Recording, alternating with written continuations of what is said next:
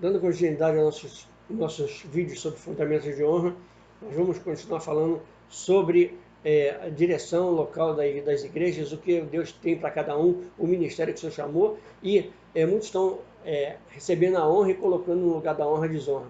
Então nós não podemos querer cuidar apenas daqueles que nós passamos a chamar de nosso povo, nosso ministério, nossas ovelhas, nossos filhos, nosso rebanho, o nome que quiser dar. O Eterno nos chamou para cuidar das nações. Nós não podemos nos embriagar com o fruto que estamos vendo, com o fruto que estamos cultivando. Nós não fomos chamados para ficar dentro de uma tenda. Nós não podemos ser líderes que venhamos ficar limitados a cuidar de um ministério pessoal, dizendo que estamos cuidando do que é de Deus. Existem líderes que estão permanecendo dentro de uma tenda que edificaram para si mesmos.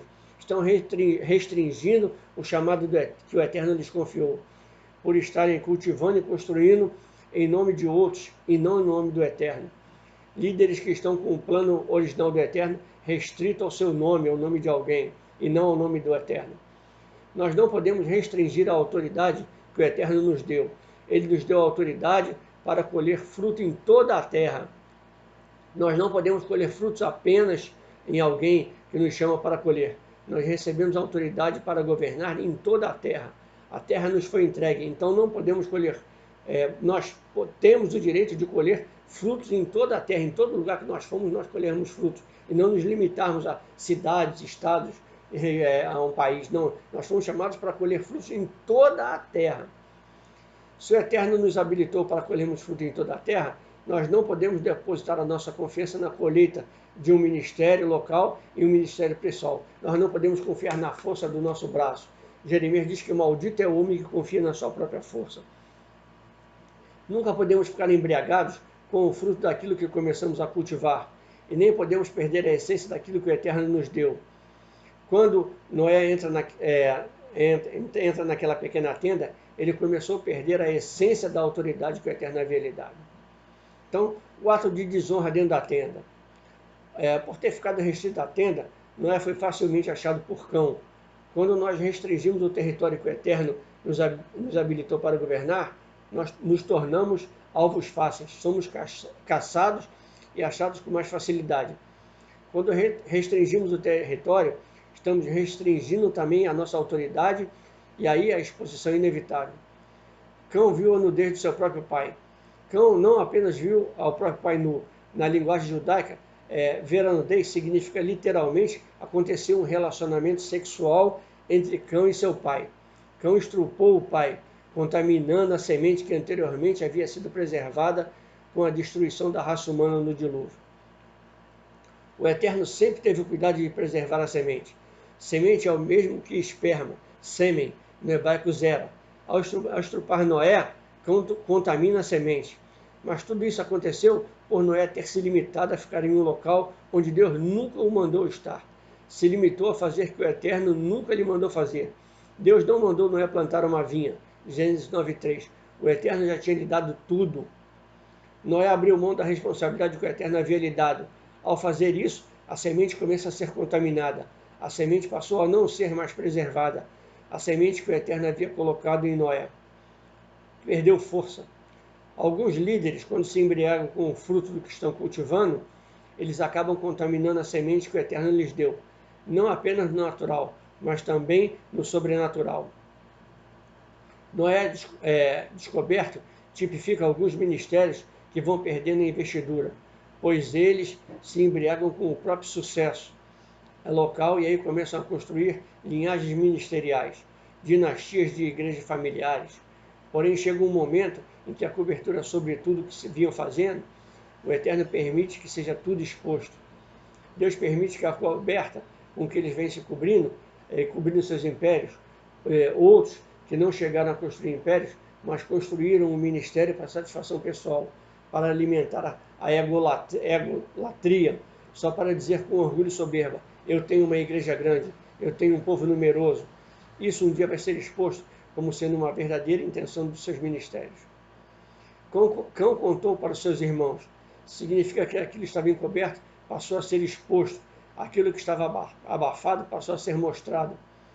Mesmo o pai estando errado, Cão jamais poderia ter exposto a vergonha do pai. Cão não poderia ter se aproveitado do erro do pai para expô-lo, para descobri-lo. Mas diante do erro do pai, existem filhos que mantêm a cultura de honra. Foi o caso de Sem e Jafé, que cobriram o pai e o protegeram. Então, o castigo sobre o pecado foi uma sentença da desonra. Aqui começamos a entrar no assunto onde objeto da ministração, o momento em que Noé libera a maldição sobre Cã. Noé, ao indignar-se, libera uma maldição, não sobre Cão, mas sobre a próxima geração. Noé não amaldiçoou o Cão, mas amaldiçoou Canaã. Noé consegue perceber que a semente que iria para a próxima geração havia sido corrompida.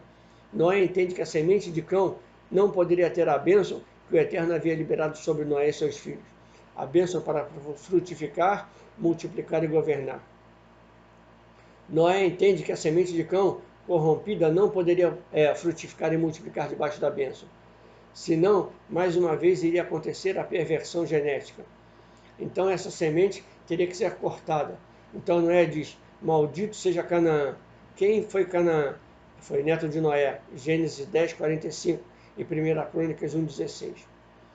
Assim, podemos compreender que um ato de desonra tem implicações geracionais. A falta de preservação da semente de Deus vai trazer implicações na geração seguinte. O Eterno não vai permitir que uma geração ou uma semente de desonra seja transferida para geracionalmente. Então, o Eterno corta a bênção de multiplicar, frutificar e governar da geração seguinte. A geração futura não poderia governar, sendo proveniente de uma geração de desonra. A geração de Cã foi uma geração que não pôde gozar das bênçãos financeiras. Por causa da perversão da semente, Noé determina que a geração proveniente de Cão seria escravo dos escravos. E ser escravo do escravo é a mesma coisa que ambos trabalham para ganhar salário. Mas o escravo trabalha sem direito a receber salário, sem direito a receber nada.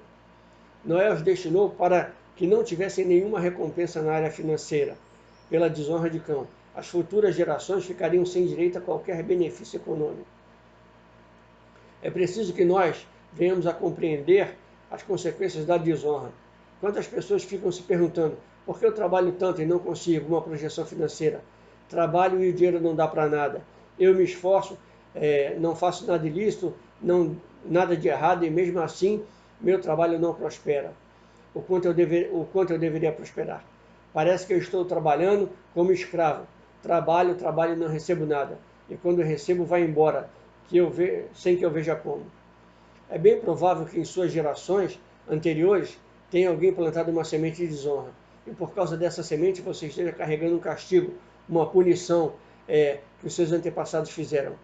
O Senhor quer quebrar a escravidão financeira da sua vida, pois temos como desvincular fracasso e sucesso financeiro de honra e desonra.